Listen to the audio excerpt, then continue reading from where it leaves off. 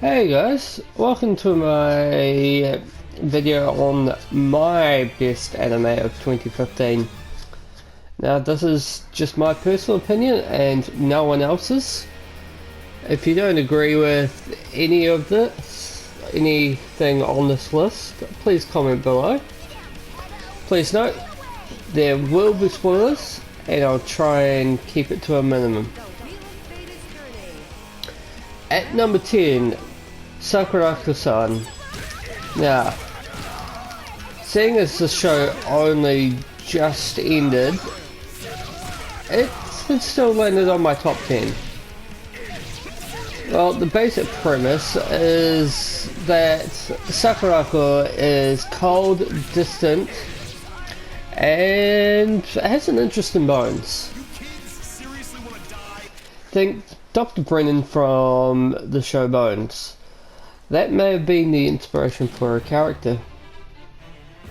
The way she solves problems given to her is hardly unique, but the quickness is. This is probably due to time constraints to episode lengths, but seeing how there is a couple of eps that go over to two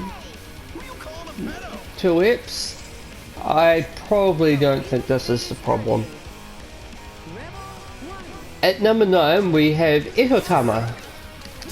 Now this is another version of the Chinese Zodiac story of the cat being tricked out of being part of the main 12 signs. The other one that I can think of is Fruits Basket from many years ago. Now, each character has their own personality, from Mutan, who is voiced by the same person that has done Benio from Mikakunen de Shinkoke, to Piotan, who's basically bird-brained and forgets everything from his short-term memory after 3 steps. Now, at number 8 we have Utawari Mono Itawari no Kamen. Now, I was a fan from the original series back in 2016. Still have the PSP game for it. Itawari no Kamen is set in the same universe, and from what I've seen from playing and watching the PS4 version, I'd say it's more of a sequel than an alternate setting, as there's been roughly 10 years difference between the end of Utawari Mono and the start of this series. At number 7 at number 7 we have Monster Musume. Monster Girls, what's not to love? I've read the manga basically right before the series came out, and I now hope there'll be a season 2 given with the content that's out there at the moment. Much like Ehotama, each character has their own backstory and their own personality. Even Miss Smith, who shows up from time to time, has her characteristics explained by a few flashbacks and what her team think of her. Which, I gotta say, she is rather... what's the word I'm looking for?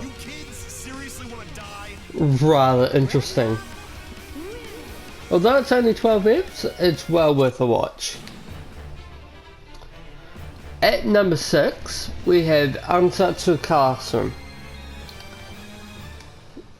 Seeing as how season 2 is coming out very, very shortly, that did not affect the placing on this list.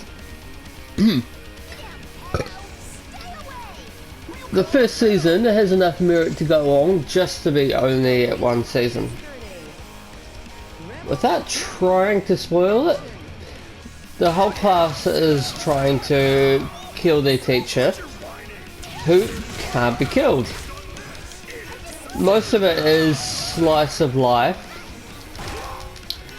and as you watch it, you start to side with the students when everything and everyone tries to screw with their life. I recommend watching it before season 2 starts, as it looks like it will continue from right where episode 1 ends, right where season 1 ends. Now we're halfway through. Number 5 is Death Parade. Now this show has a unique premise. Now think of it as if you died suddenly, you'll be sent to a purgatory-like place where, in order to find out where you'd be sent to, you would have to take part in a game. Might be darts, cards, pool, anything like that. What's the catch? Well, during each game, your organs are linked to whatever type of game you're playing. For example, take darts for example. Different parts of the dartboard would have different parts of your body attached to them. Over the course of the game, you'd learn what happened to you at the time of death and just before, and if what you did was enough to get you sent to heaven or to the void below, that would be where you're sent. At number 4 we have Overlords. Although it's another show that's based around an MMO, this one sets itself apart by the main character being stuck right after the servers are shut down. Other MMO anime still have their servers still online, and NPCs just staying as NPCs. However, in Overlord, the NPCs become more lifelike as time goes by. Now, since these NPCs become lifelike, you do see the enemies actually learning more about life and becoming more human.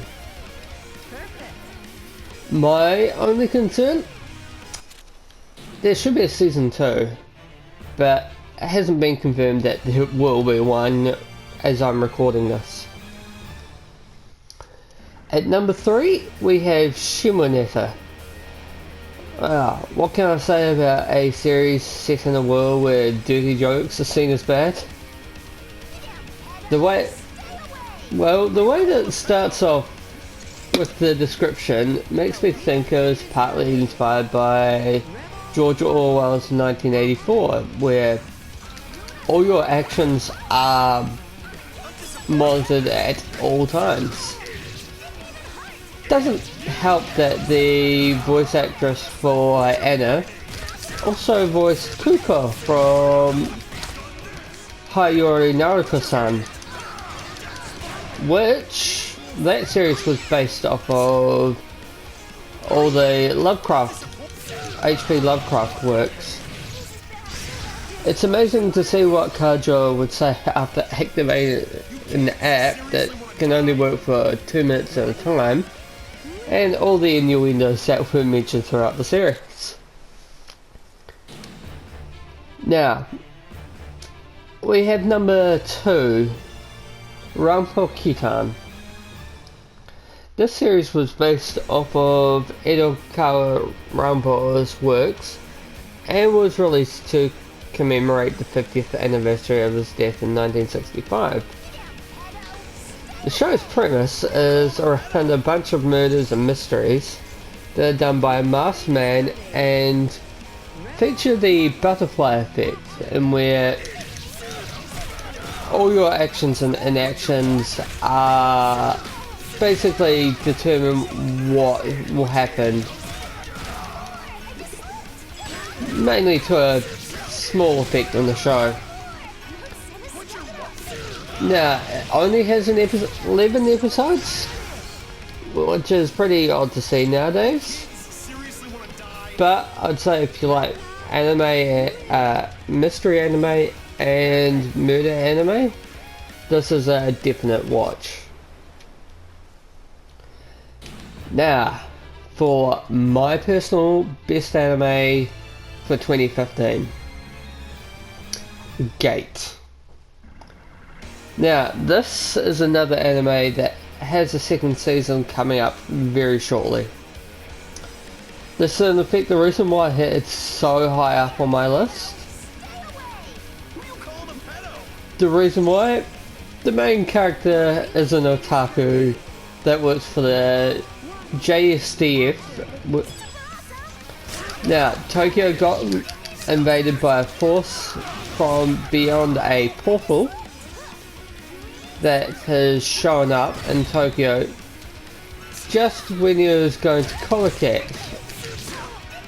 Now, they managed to fight them all back, and the JSDF goes through the portal to the other world to see what is through the said portal. Now, this show does show what happens if an invading force has superior technology. Despite all this, he does come across a few other characters where even the other members of his team either shied him for what he likes or like him for it. Such as they come across, well, I shouldn't say they come across, but before they come across a village in a town, one of the guys say, oh, what, they would basically like to see a blonde elf girl, as that looked to be one of the guys likes. Now, seeing how season 1 had ended, I'm looking forward to season 2. Now, that was my personal best anime for 2015. Make sure you stay up to date by subscribing and liking on my videos. That does not sound correct. Liking my videos. Look forward to seeing my worst anime of 2015, and in the new year, my most anticipated anime of 2016, not 2015, but 2016.